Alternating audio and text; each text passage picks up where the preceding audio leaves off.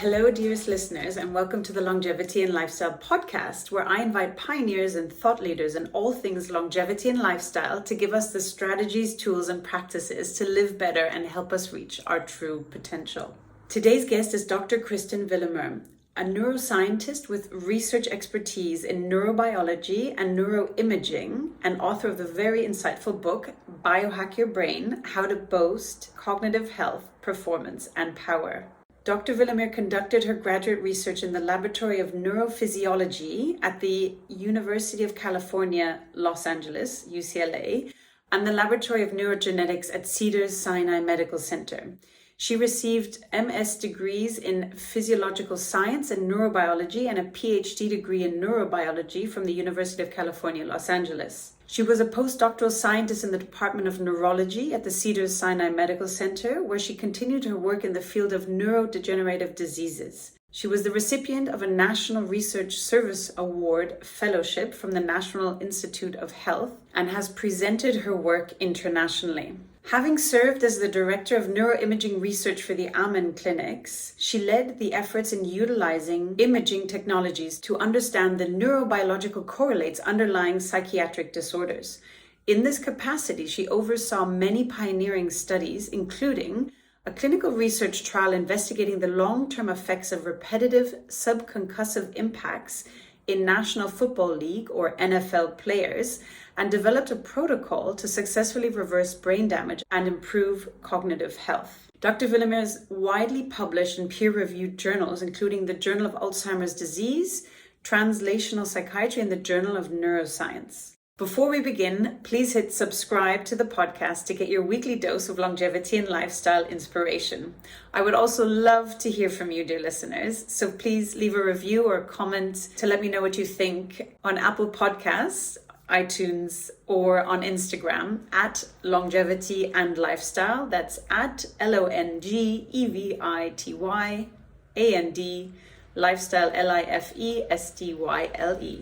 Please, I'd love to do some rapid fire questions and then jump into your book and some of your amazing tips and hacks for us all. Okay. We talked about your morning routine briefly, but how do you set yourself up to start your day with the most success possible, but also your evening routine? You were saying that you dim the lights. What are your favorite strategies to really get a perfect flow into your morning and evening? You got it. I have rituals. So I wake up in the morning, always spend a little snuggle time with the dog. I feel the first 5 to 20 minutes, you're coming out of this beautiful, quiet space of sleep. Your mind is open and receptive. It's the way you start your day. So I start my day with love, right? I tell my husband I love him. I tell my dog I love him. I spend at least 5 or 10 minutes petting my dog. And remember, those things boost oxytocin. They help you to feel better. So, let's not underestimate telling somebody you love them, just reminding my husband and my dog. And if you don't have that person in your life, get on your phone. So we talk about practicing gratitude a lot, especially in the field of psychiatry. And really that's about having a positive mindset. So text somebody in the morning and just tell them how grateful you are to have them in your life. It could literally be that simple. And I'll tell people, go through your whole phone book. And each morning you just go down the alphabet and people will be so shocked. Might be somebody that I haven't talked to in like 3 years. Oh my God, it's Kristen. And you send something like that. So I start my morning off always in that sort of positive, happy space, the loving space. I drink a hyper oxygenated water that's alkaline in glass bottles. It is a premium, yes, I'm one of those people who just loves water and appreciates the value of it. After an 8-hour sleep where your body is in a more dehydrated state, I do 2 glasses of water, of this particular water. So have a filtered water if you don't, get the fancy water. 1 glass is plain. Another glass usually has a squeeze of lemon in it. So we have fresh lemon. We have a lemon tree in Palm Springs. So always 2 glasses of water to start. And then I do my green juice. What's in your green juice? Yes, it's always celery, parsley, I love Bosc pears. And then if I have anything else green, it's spinach or parsley. So it's pretty much greens. And then I'll put one fruit in it, either a pear or an apple. So that's 16 ounces. So now I've had 32 ounces of fluid. I walk the dog, then I go usually an hour run. So every single day I start my day with exercise. Before the pandemic, I was also doing Pilates and getting into the weight room for training. So every single day, always an hour. I always do it in the morning. And back when I worked in a clinic, even when I worked for a surgeon and I had to be in the OR at like 6 o'clock in the morning, then I just get up at 4. So anything that I do, I just shift it depending on what my job is, but it's always the hydration. And I've been doing green juices for 20 years. If people think I'm nuts, but I learned a long time ago, the alkalinizing effect of green vegetables is so important for cellular health. I know you were talking to Dale Bredesen. He does a lot of cell culture work. When you're growing neurons in culture and you need to keep them growing and healthy and surviving and making connections with their neighbors, when the environment got very acidic, they would shrivel up and the cell bodies would explode. So I learned very quickly, and I would put an alkaline media in there. I was like, oh, this is a pH alkaline media with a lot of nutrients. And then my neurons would look gorgeous. So I was sort of trained intuitively and trained in the laboratory setting to just see how essential clearing out the metabolic waste and the acidic waste and putting something alkaline in. So I feel that's really been an inspiration in terms of why I do the green juicing every day. And also I will throw a beet in there. I forgot. So I love beets, great for heart health, great for cardiovascular, great for blood thinning. So a beet will get thrown in there as well. Sounds like a superfood smoothie you're having in the morning, really. Wow. Yes. So then we get the workout in. Then from the meditation standpoint, I will either take 5 to 10 minutes to meditate in the morning, or I'll do it in the evening, or I'll have a meditation CD. So I've got one that I love called The Moses Code by James Twyman and Wayne Dyer. The sounds, they have 2 20-minute tracks. And the sounds are extraordinary. So you're going to love it, Moses Code. So if you don't want to sit down and take the 10 to 20 minutes to just sort of go into a practice, I will pop that on and listen to it. And sometimes I'll be moving around, but it's the sounds that shift you into a different brainwave state. Those are pretty much it. The other morning ritual that I have, so I'm a big fan of lists. I think lists are really important. So every morning I create my list, and I teach this in the clinic to people who have ADD, how to help support your focus. It's make your list, cross the things off as you do them during the day. So really those are the important things. And breakfast is my juices. Like I typically don't have my first meal, like a salad, until 11 or 12 o'clock. So I'm kind of one of those people who does the 12-hour minimum fast because it's easy. Yes. And you have your green smoothie as well. So you're giving your body all these nutrients and the water. Hydration.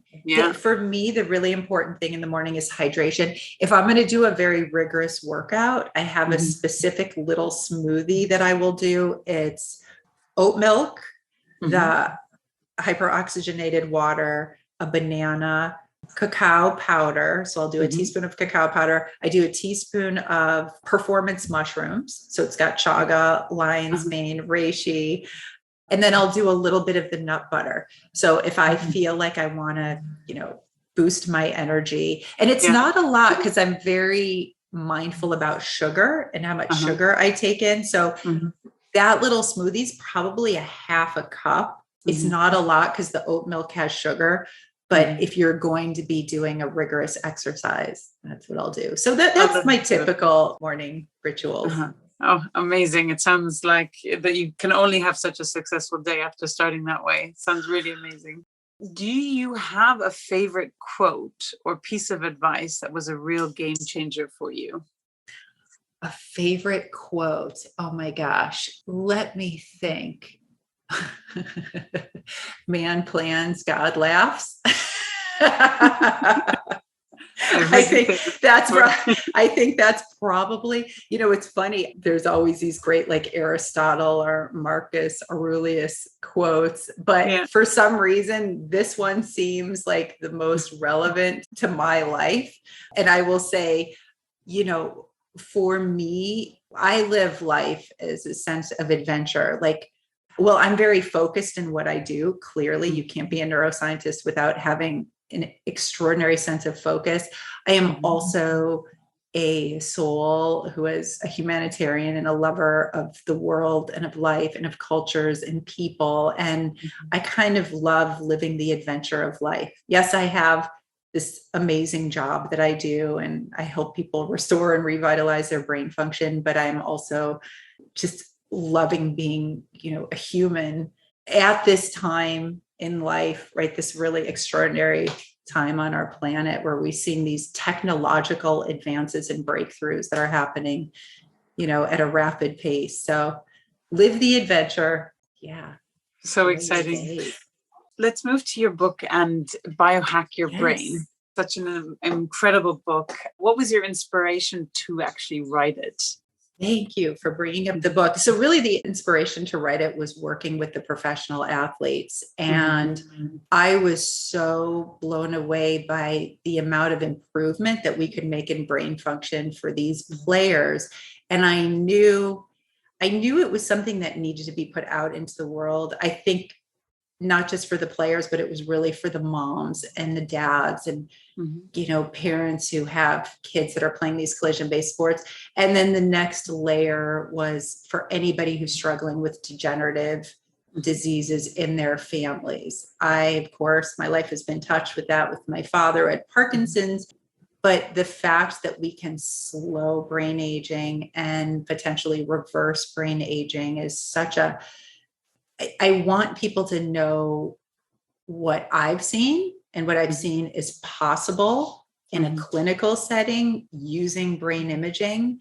I was and still am so inspired by what I've seen. And I know I think reading the book will get people more excited and more empowered about taking those steps to take care of their brain. I know as people age, my godfather's 70, I've got both of my parents have passed, but as I watch people who are aging and slowing down and thinking it's too late, this is what it is.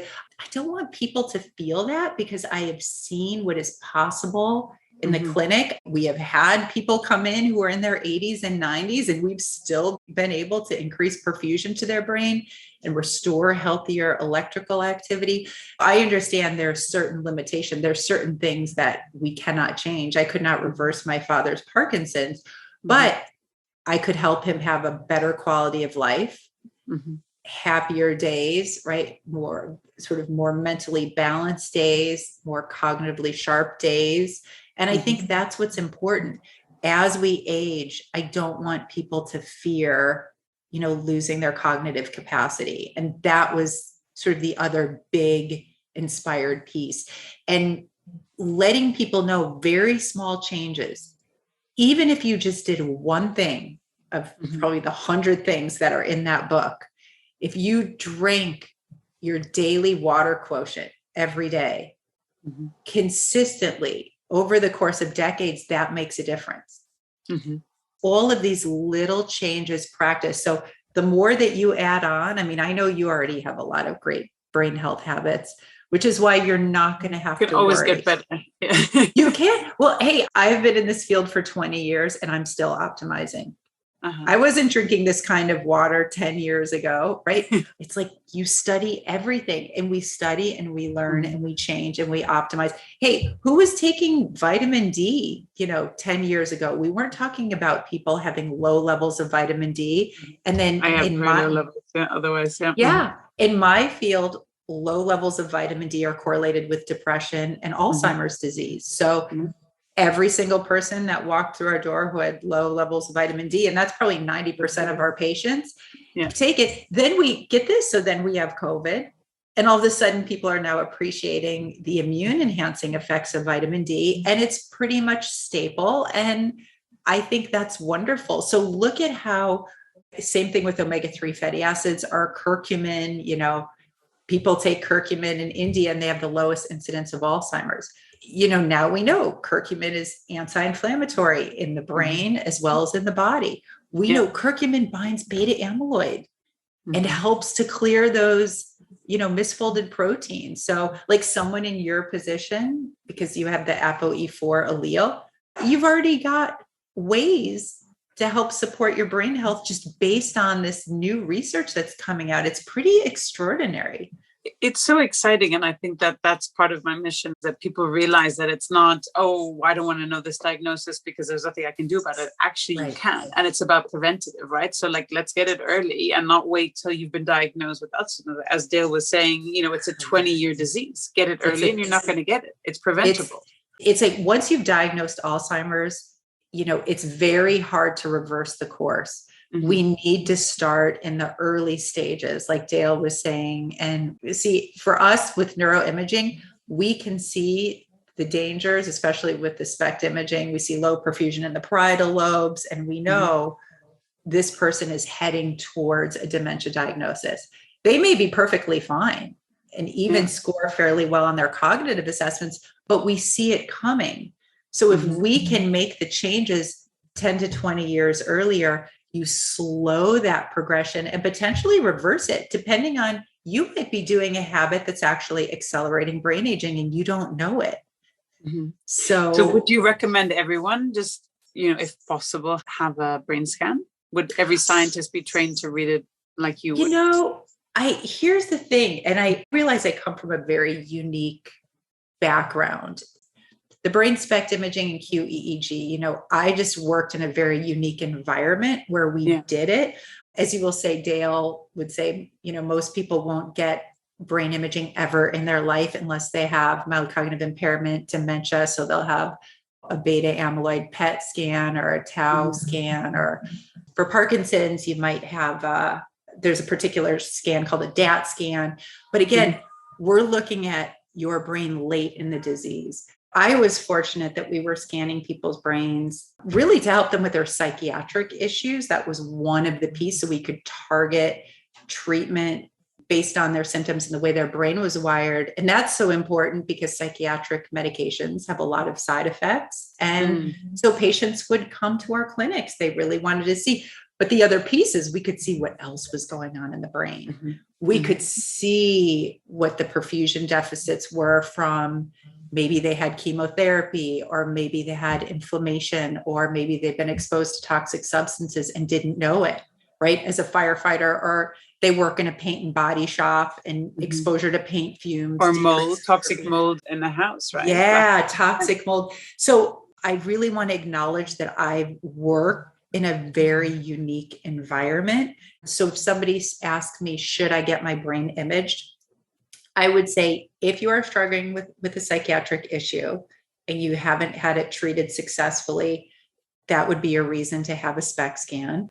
If you've had any kind of concussive injuries, I would get a brain scan. I think it's really helpful for treatment, even if you get one. Or getting the EEG. I mean, the quantitative EEG is really the easiest way to take a look at what's going on in your brain from a brainwave perspective. Most neurologists won't do those things. It's something you would have to seek out, but something everybody can do. And I think this is really important, is baseline cognitive testing, probably starting at the age of 40, just like you go get your annual labs done. Just have a baseline cognitive assessment. You do it every year and you can track how your general cognitive function proficiency is over time, how your reasoning, your memory, your attention, your information processing speed. And if from year to year, you are stable, that's perfect. If you all of a sudden have a sudden decrement, then you can go and get the neuroimaging done. So I think that's really the smart strategy. Now, if you're friends with me, I might say, yeah, let's have your brain imaged. But, that's why I wrote about that in the epilogue of my book. I wanted to make sure the book was about practical interventions that were successful in the clinical setting that we've shown can change neuroimaging scans. So if you've never are going to get an image done, you can at least see the protocols that we've used that are successful and that are accessible to everyone. They will not break the bank. Brain health is very accessible. It's just the small changes that you make and practice consistently over time. And then when you have the cognitive issue, go see your neurologist, reach out to me. I know they don't really do a lot of this in the UK, but if you ever find yourself in the United States, I'm going to come to LA and we'll do a few scans and I'll attach all those things on it. I'll do an EEG on you for sure. And a little neurofeedback. Side by side. Yeah.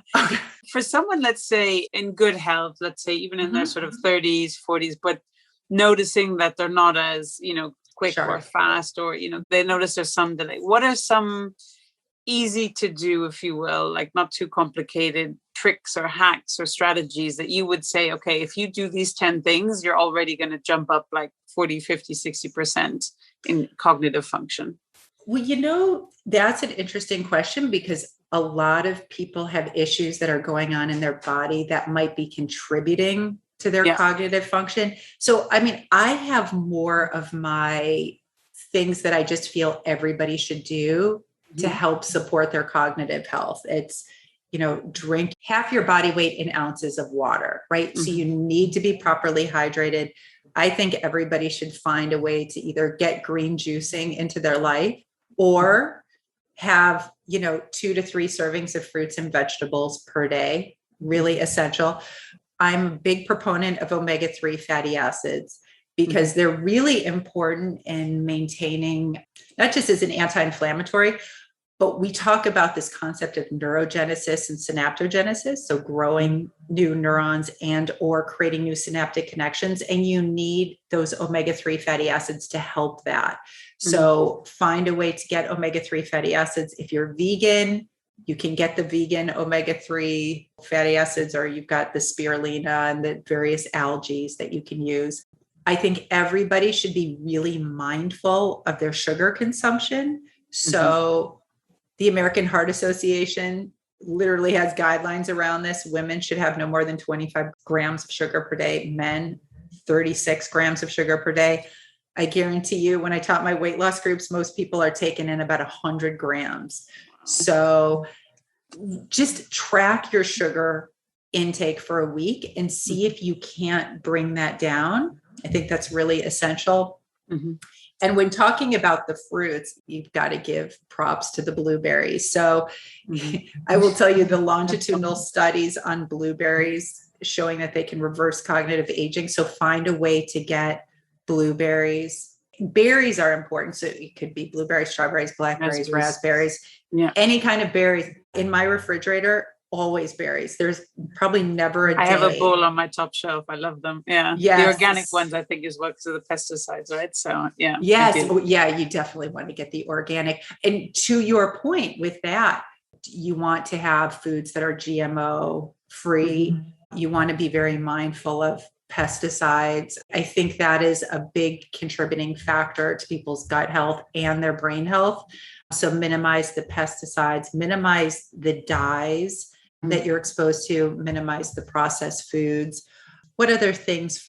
Exercise is one of the keys to maintaining blood flow throughout the 400, miles of capillaries that are in your brain. So it also helps to, maintain brain volume, helps to balance your mood. So yes, absolutely exercise. And the one thing people don't know about exercise, it helps keep your blood sugar levels balanced.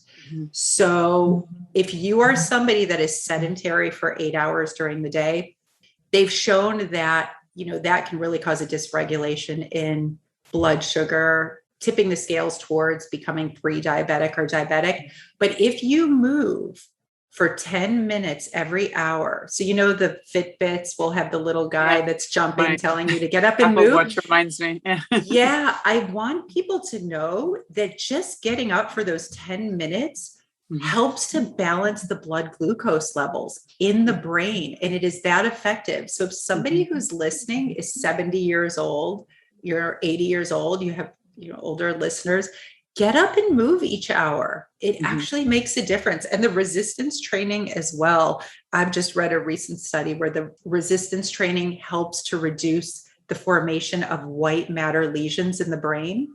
Wow. So not just your cardiovascular, which I love, and there's tons of research already showing the benefits of aerobic exercise, but make sure if you're 50 and over, so muscle size and strength begins to decrease after your 5th decade of life. And as your mom has just experienced, as people get older, if their leg strength is not strong, right, your hip and leg extensors, you're going to have more falls. And as people get older, that's another big risk for brain health is, the increased incidence of falls. Yeah. It's amazing. So, and I think for younger people as well, just to appreciate that, get fit while you're young, and it's not so difficult, right? Because especially if you have older people in your life, you see how much more of a challenge it is. And my mother used to go to the gym 5 mornings a week. I actually had a conversation with her yesterday, like, remember before COVID, you used to be very fit of the gym, and having a baseline athleticness, you don't need to be the strongest person or the fastest person, but just having that baseline will set you up for success. If you do have an injury or do have a setback, then you can bounce back so much quicker. Not only the bounce back, but I think this is under acknowledged, is the ability to use exercise as a way to keep your insulin levels balanced, right? You're less likely to get insulin resistance and diabetes. That's why people who are super fit athletes who make it a part of their life, even as they get older, they tend not to lose that muscle mass as much. And they have, it's sort of an increased utilization of glucose is the appropriate way to say it. So as I was telling you, the brain is this really glucose hungry organ. If you are exercising and it is a part of your life, your muscles are going to be more efficient at utilizing glucose, and your brain is. So these things practiced consistently will reap dividends. Here I'm speaking to an investment banker. Former investment, yes, in your past life, will reap dividends on your brain health as you age. So everything that your mom has done is really still helping her. And we've got the muscle memory. So if you've gotten out of your sport, get back into it or find new fun ways. Yeah. With the older population, it's like, that's why I talk about the paddleboarding or putting somebody in a kayak, or I had some of my football players, dancing is great. They had so many injuries to their back and their joints. And they're like, I don't want to work out. So I had them go in the pool. And I said, listen, if you don't want to do laps, get one of those kickboards and just go back and forth and tell me how many laps you've done. Yeah. So just getting people back into the swing of things is really important. And then it's uphill because then you feel more confident, you're stronger, and then you can do more and do more fun activities as well. So it's just getting started, right? It's just getting started is good. And it's almost like principles. I kind of feel like these are the principles that really help support healthy cognitive function. And then if you're that person who wants to up level and take your brain to the next level, then we'll put you in. You can do the neurofeedback, or we can take a look at your brain and really figure out how to tailor a protocol specific for you. That's where the supplements can be tailored. I'm sort of part of that precision medicine movement because we've been doing these tailored treatments. So if somebody comes to talk to me and they're like, I talked to somebody yesterday in her 40s and she has 2 kids, a 1-year-old and a 3-year-old. She's like, my memory is not sharp and people are saying it's mommy brain, but I feel like it's something more. And you have to go down and look at everything that's going on. For some people, it could just be a hormonal piece. Like, we were talking about earlier, if you're low in estrogen, testosterone, your thyroid is off, you're going to have low energy and a sluggish brain. But if you're dehydrated, it can be the same thing. So a poor memory can be linked to a lot of things. And that's why sometimes you have to take the deeper dive. That's why you have to do a good lab panel to see, what's going on. Or, for some people, excessive anxiety and stress can impact cognitive function. You just, that you can't think clearly. And it's because high cortisol damages the hippocampus and your prefrontal cortex. So and getting to grips on that. So, Kristen, I have a few questions from my audience I'd love to ask you. We can do in a quick rapid fire way. One is about dreams. What would very lucid dreams or talking while asleep tell me about brain health? So I think lucid dreams are just a great way to get an insight into what's going on in your subconscious mind, and can also help you to creatively address issues that you're going through in your current life.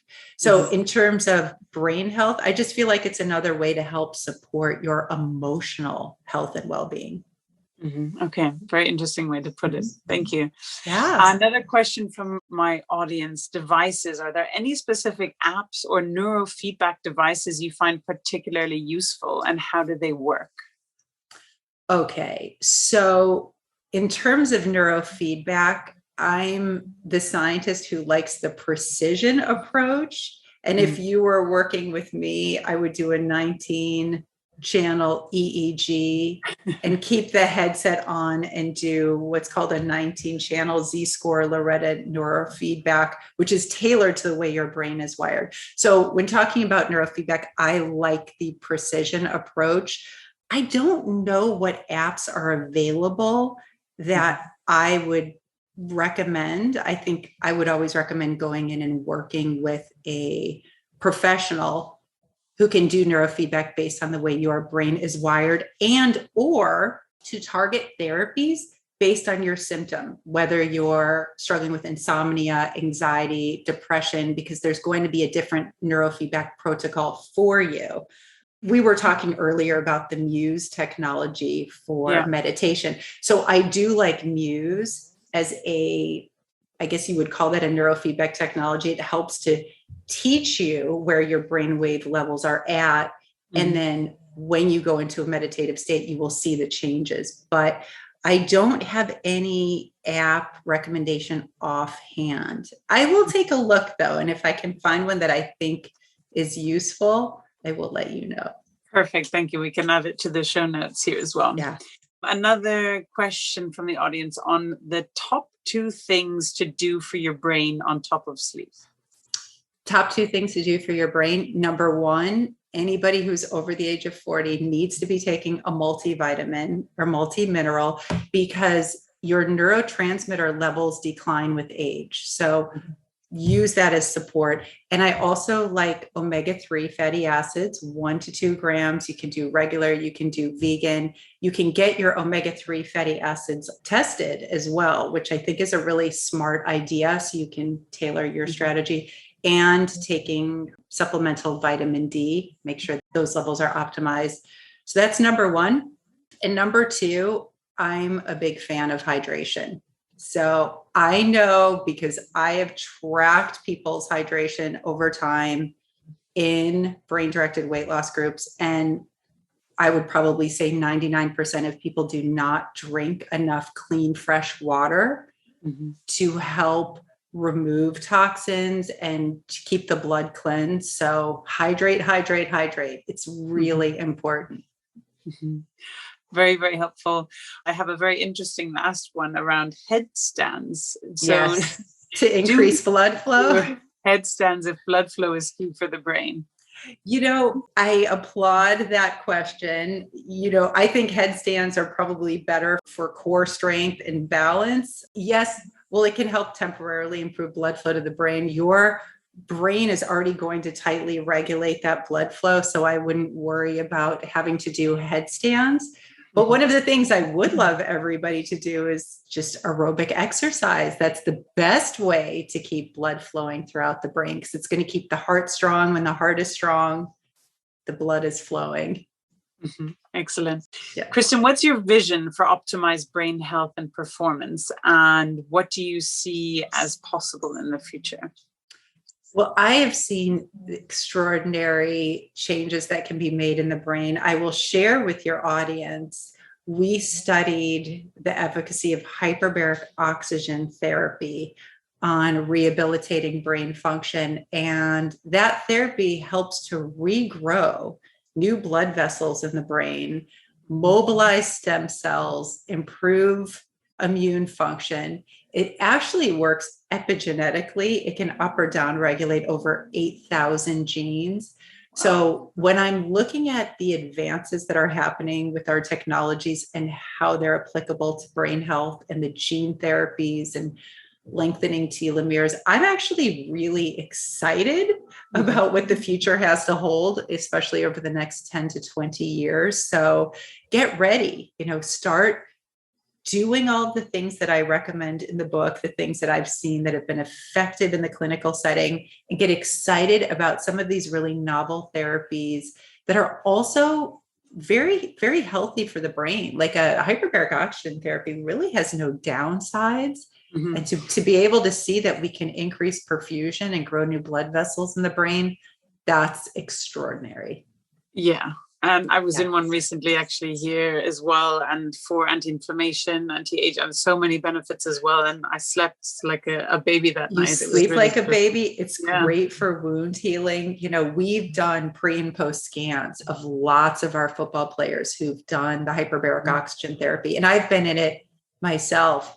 And it's really mind-blowing to see what it can do in terms of supporting brain health. And even I think it helps to revitalize neuronal functioning, mitochondrial functioning. So, if you've had some kind of injuries and these cells are not functioning at optimal capacity energetically, I feel like it's a way to help jumpstart those cells again. So I'm really very excited to see what the next, few decades has in store for us. And, I plan to be around for another 40 to 50 years. So hopefully at least, if not 100, right? I'm a part of that revolution. Yeah. I will say I have centenarians on both sides of the family, just like you. You've got on one side, I know you're close. You said your grandfather's. 94, my great grandfather, and this is, born in the 1900s, right? He got to 98, right? So, but when I get to at least 120, I spoke with Sergey Young, who's planning to live till 200. Wow, that's setting the bar high. Yeah. So I think it's just picking a big number. Maybe I should say 250 and just set it high. And you know what? Somebody like you who, what did we say? You've bungee jumped, skydiving. Survived. Yes. And you've survived. Of course, you're going to aim high and go for 250. Maybe we'll change it to 250 now. 120 was a bit boring, right? So go ahead, but only if you're there with me, Kristen. So I promise I will be here with you. I'm like, and we'll go bungee jumping at 90. Okay. It has to be fun. It's otherwise what's the point? It really has to be fun. And we'll wear our helmets, by the way, because if we are bungee jumping, we have to be brain healthy. And we'll go into the hyperbaric chamber afterwards. We will go hyperbaric chamber afterwards. I love it. We'll have a protocol. What a fun way to end the conversation.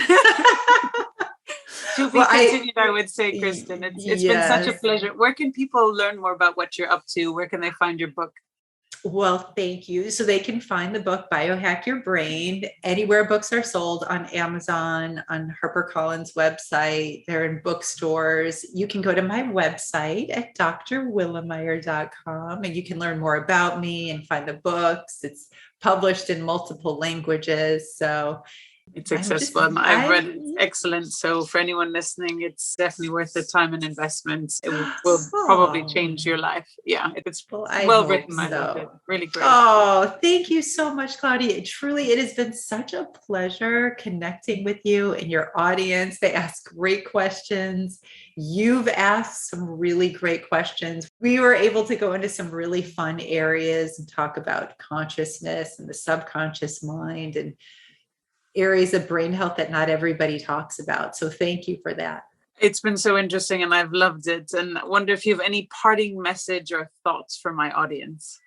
I just like to remind people your brain is involved in everything you do, right? It stores your precious memories. It helps us to have wonderful experiences with our loved ones. So taking care of it as early as possible. I always say it's never too late, right? Doesn't matter how old you are listening to this podcast, even if you're 90, we can take your brain and we can make it better. So if you want to figure out how to do it, I invite you to pick up the book, learn what we've done in the clinic, come visit us in the United States, if you want to get your brain scanned. And thank you so much, Kristen. Such a Thank you, pleasure. Claudia. Love these topics. You're such a great storyteller. You're changing the world of neuroscience by all these I amazing hope things you're doing. so. Really I hope incredible. we get more people excited about the brain, and excited about how not only extraordinary it is, but its capacity for certain areas can be regenerated and revitalized. And I want people to embrace that. Please do not be afraid of aging. Do not be afraid if you've had a parent or have a parent with a degenerative disease. Just be proactive. When you are proactive, you have a lot more of an ability to change your overall sort of long-term brain health. And I think you realize, and that is really why I wrote the book. So exciting. You're changing lives. Thank you so much, Kristen. Such a pleasure to have you on today. Thank you.